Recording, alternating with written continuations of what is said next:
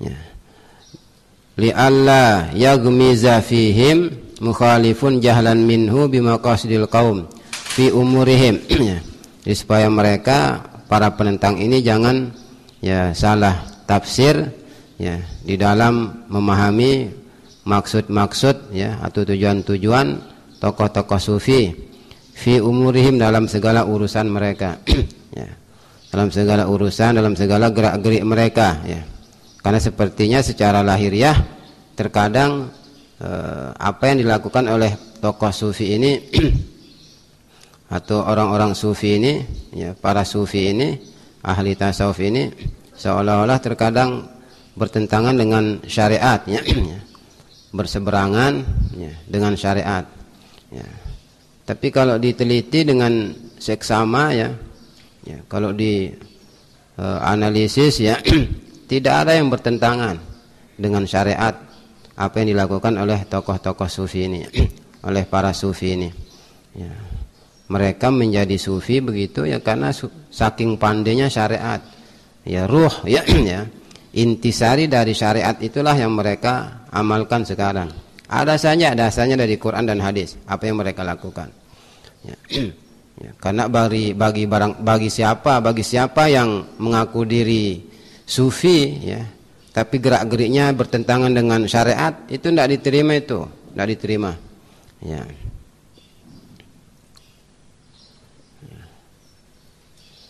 Jadi Imam Junaid pernah mengatakan begitu ya, bahwa ya apa yang dilakukan, apa yang kami lakukan ini semuanya berdasarkan Quran dan hadis ya. Kalau tidak maka amalan-amalan itu tertolak. Kata beliau. Itu sebabnya Imam Junaid al-Baghdadi rahimahullahu taala ketika beliau dicek oleh seseorang bahwa ada seorang wali di suatu tempat. Banyak orang berziarah ke sana. Banyak orang minta doa ya. Banyak orang mohon keberkatan, minta keberkatan ya. Pada wali ini beliau tertarik ya, ya. Sebagaimana tradisi baik ya ulama-ulama ya, orang-orang yang bersih hatinya ini, siapapun dia kalau memang disebut oleh orang dia orang-orang baik, dia orang soleh, dia wali, langsung minta doa ya, minta doa ziarah walaupun sekedar ya semenit 2 menit. Ya, untuk mendapatkan keberkatan ya, maka beliau tertarik untuk mengunjungi wali yang disebut-sebut oleh masyarakat ini ya. Tertarik ya. Nanyalah beliau di mana rumahnya ya, di mana desa tempat dia tinggal ya. Ya tuh lek Kelayu ya, lek Kelayu.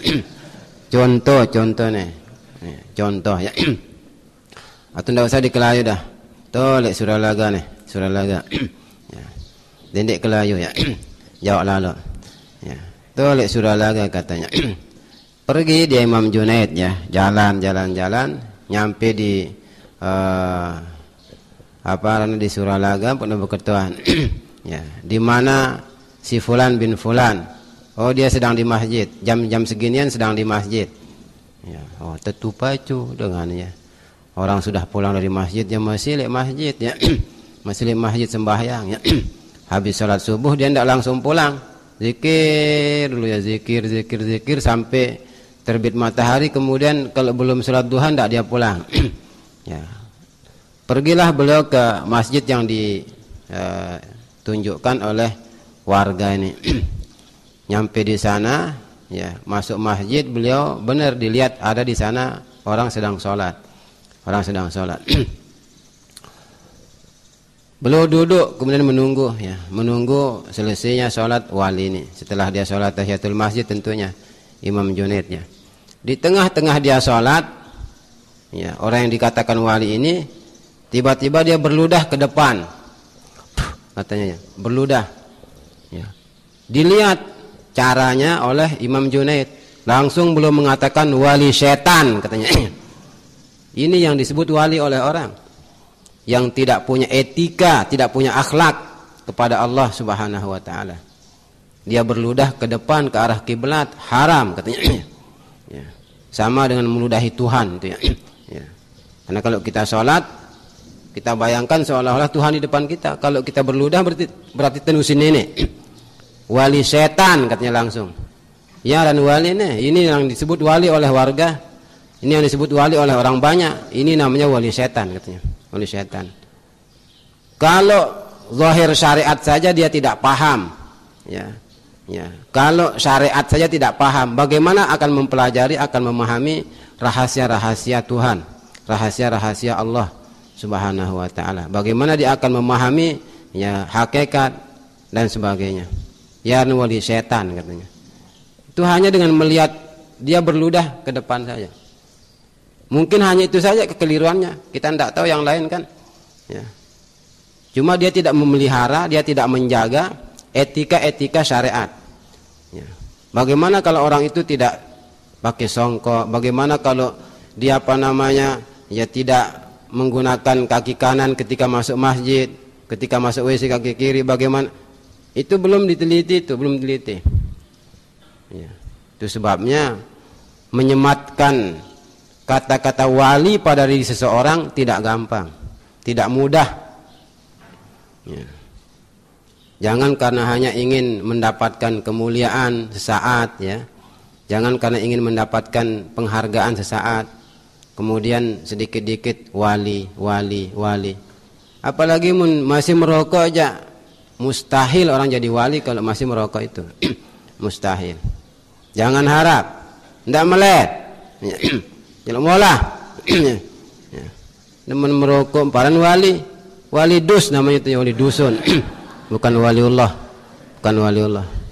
Tidak gampang orang jadi wali itu. Tidak gampang sebutan wali itu. Ya.